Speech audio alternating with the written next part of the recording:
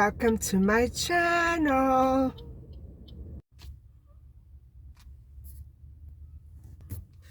Hi guys, I hope you're doing okay. I just stopped off at the farmer's market to see if I could pick up a couple of green vegetables. And there's nothing much else on the agenda for today because I haven't decided yet what exactly I'm going to focus on for this episode. It may be a missing kid, or it may be Marilyn Monroe, or it may be a Titanic story. I've got all of those ready to go. I just have to eeny, meeny, miny, mo. Anyway, I'm going to pick up a few things at the farmer's market, and then after my walk, we'll have a nice long chat.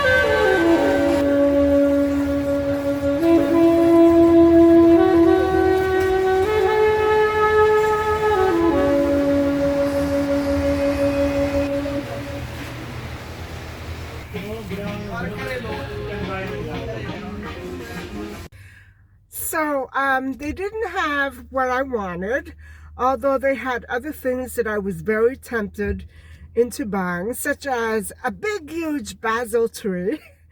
I may come back for the $9.99 pots, but I know I have quite a bit of basil now, but I know that a lot of it is going to die and fade away. So I'm thinking, one more won't hurt, right? I love basil. And so anyway, guys, I think I'm just going to pick up my green vegetables somewhere else, and then I'll go on my walk. Hi guys, how are you doing? Welcome back to my channel and another segment of Legends and Tragedies. So later on, we're going to be discussing what I believe is to be the sixth part of the Marilyn Monroe story, the life and times of Marilyn Monroe, and we're going to be talking about her actual achievement of stardom, and which comes along with the unfortunate passing of her beloved agent, Johnny Hyde. And so, yes, that's coming up later. And right now, there's nothing much on my agenda, except that I'm very behind in my comments to you. But it's such a beautiful day. I wanted to get out and go for a walk early. Like that, I can finish bottling some of my tomatoes tonight. And so, okay, that's what's on the agenda for tonight.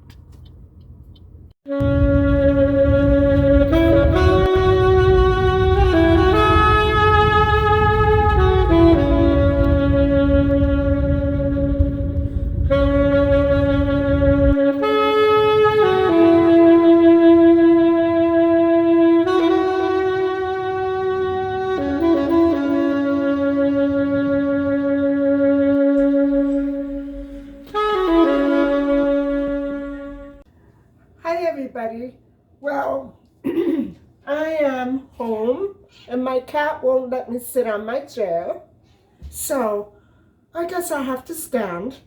I thought that we would just continue with the sixth part of the Marilyn Monroe story, and I'm going to gather my notes and I'll be right with you. So, where we left off last time was the year, it was 1949, and it did seem that Johnny Hyde, her agent, Marilyn's agent, the Cargers and Natasha, her dramatic and voice coach, who did smother her, all believed in her, and they all tried to help her out. And so Johnny Hyde became very close to Marilyn, and he began to develop her image as a glamorous star. And don't forget that she had been slowly trying to develop her own little personal quirks, like her walk and her talk and her singing, her voice. And so Johnny Hyde was a great big part of that, as well as Natasha, because Natasha was her voice coach, as well as her drama teacher. And so they did see the potential in Marilyn, and it was primarily Johnny Hyde who developed her into real star material. And so why did he do this? Well, there are a couple of reasons why. And the first one, which I've already mentioned earlier, was that she really could sing and dance and act.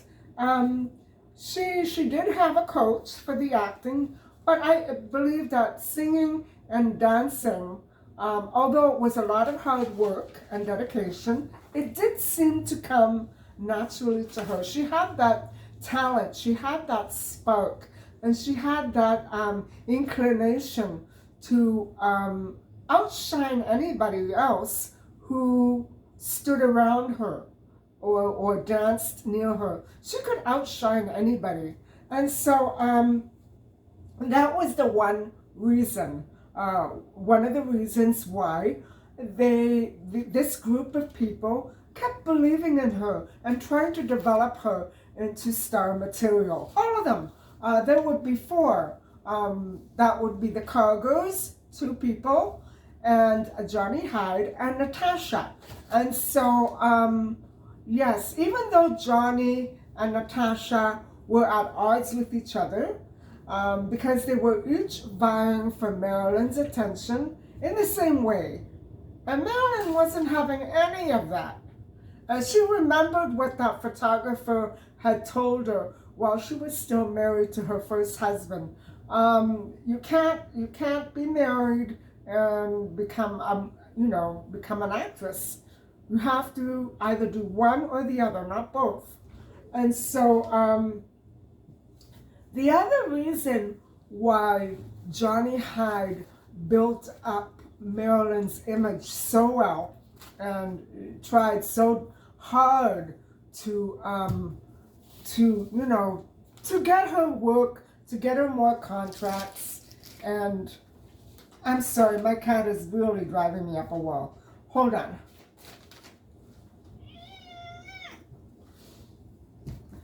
And so he was working for her, and he did try to negotiate several contacts for Marilyn in 1949.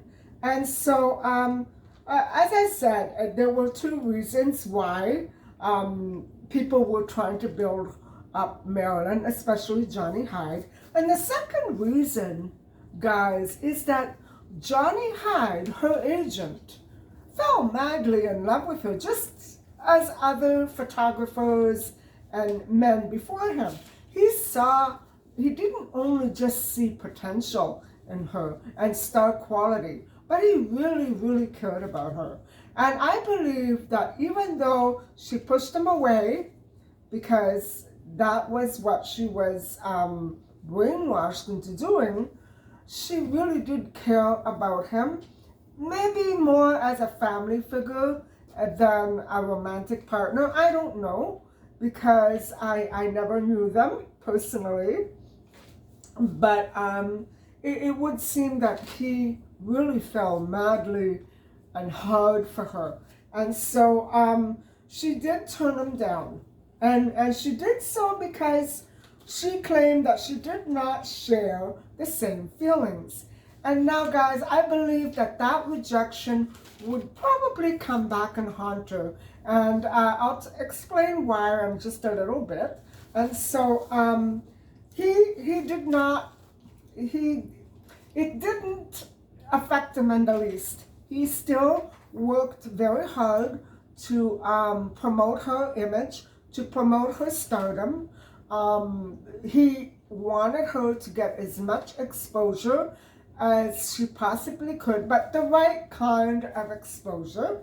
And so what happened was for the next two films, okay, first she tried out for the part of Asphalt Jungle, and that was where Hyde and the Cargers really had to do their best to land Marilyn an audition with John. Now I don't know how to pronounce it. John Huston? He was a big famous director, and Marilyn would go on to continue to work with him. John Huston was a director at Metro-Goldwyn-Mayer, Louis B. Mayer, and they tried their hardest to land Marilyn a 7-year contract. However, at the time, in I believe it was still 1949, the producer there, one of the producers there, Dory Sherry, was not interested in signing up Marilyn, at least not at that point. And so, but by 1950, Hyde did secure her a 7-year contract with 20th Century Fox. And so he also did his best to fight down all those people who rejected the return of Marilyn Monroe to 20th Century Fox. And I would assume that it would be because other stars there would probably lose their primary role. They were all good actresses, but let's face it, guys, she outshined anybody who came, within a few feet of her. Although with the proper attire and with the right voice and dancing and wardrobe and makeup, it would have been fine. But for some reason, many people fought Johnny Hyde down and refused to allow Marilyn Monroe back at 20th Century Fox. And so that really is pretty sad. So now we were talking about 1949, and then now we're in 1950. And so in 1950, when Johnny Hyde heard that Fox was producing another movie, oh, I forgot one other movie. I'm sorry, I have to back up. So in 1949, she also did, after Asphalt Jungle, she also did another movie with Mickey Rooney called Fireball. And she wasn't too pleased about that one. But it was something to get her in the eye of the public and to accumulate more stardom and more fame and popularity for her, because she had to keep working in order to keep that popularity going. Because if she would stop working, then people would forget about her again. You know what I'm saying? So it must have been so difficult for any star, actually, to go through something like that. And so, that was with Mickey Rooney. And so, all right, here we are in 1950, and John Huston is not doing too well. He had a stroke. And so I imagine his rejection from Marilyn must have been crushing. But I also imagine that he must have imagined what the real reason behind her rejection probably was. And so, all right, so we're going down 1950. And so Johnny Hyde heard that Fox was producing a new movie entitled All About Eve, which is a fantastic movie. I've seen it. And Johnny Hyde did manage to find a small but very substantial part for Marilyn Monroe. And so she really did shine in that movie, guys. And she was very subdued. She wasn't, this exuberant dumb blonde. She was very classy and elegant and really introverted and subdued. She played such a marvelous part because that really wasn't her, was it? And so even though she did get some very good reviews on that role, still, Hollywood, after All About Eve, Hollywood was not prepared to accept Marilyn as a serious actress. And so they still preferred to see her as that, dumb blonde. And it crushed her. Apparently, she had been typecast as the not too smart blonde. And she also, like Jean Harlow before her, she also was, I don't know how to say this, people implied that she had little class. Well, they did the same thing with Jean Harlow, and Jean Harlow had an outstanding family background, so I don't think it was anything personal on the part of Marilyn that they would take that attitude toward her. And so, but they had also done that with Jean Harlow. And so maybe it's just a pattern, a system that every starlet had to go through. I don't know. It sure seems like that to me. And so the next role would be the role of Grushenka in The Brothers Karamazov. And Hyde and Natasha both saw the potential continue to develop. What they had seen in Marilyn previous to the role of Grushenka blossomed after this movie. And so I guess what I'm trying to get at is that she was doing her best to prove to people that she need not be typecast. She could play a variety of roles, and indeed she did. Although maybe those more fun roles that she did with Mickey Rooney probably came more natural to her. That didn't mean that she should have been limited in terms of work in Hollywood, right? And so, anyway, okay, so that was the next role.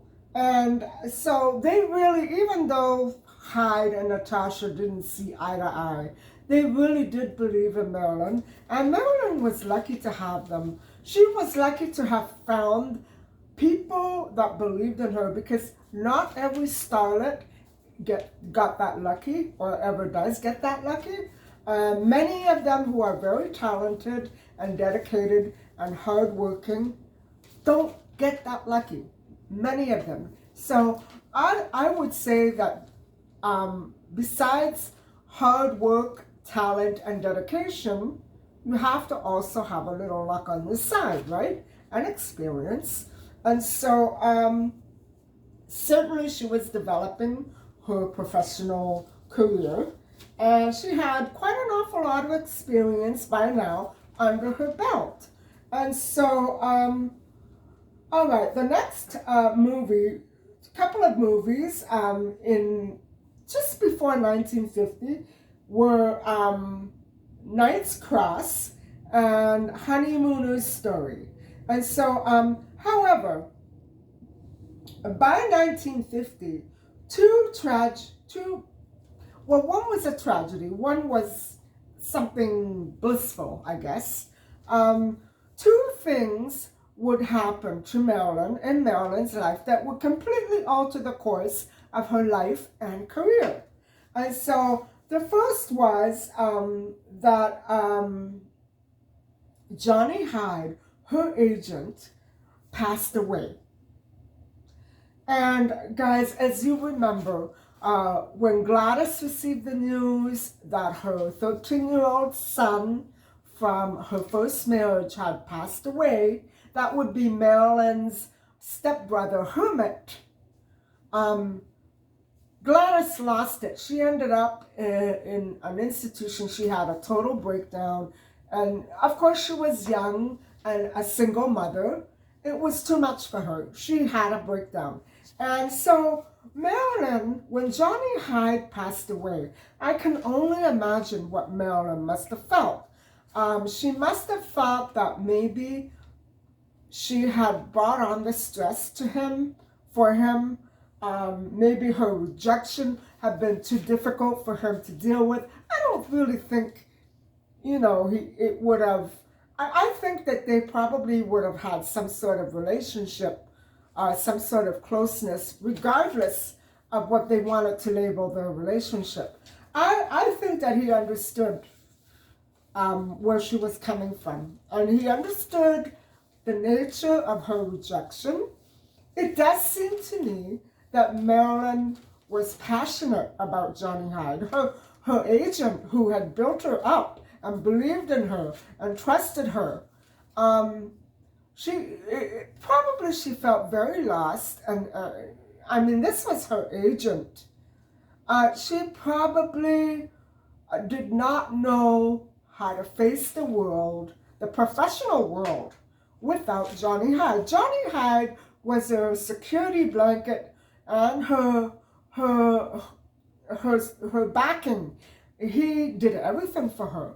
And so when he passed away, I can imagine the limbo and the loneliness and the guilt and the frustration that she must have gone through. And she pretty nearly had a nervous breakdown herself, if not for sure that she did suffer some sort of downfall.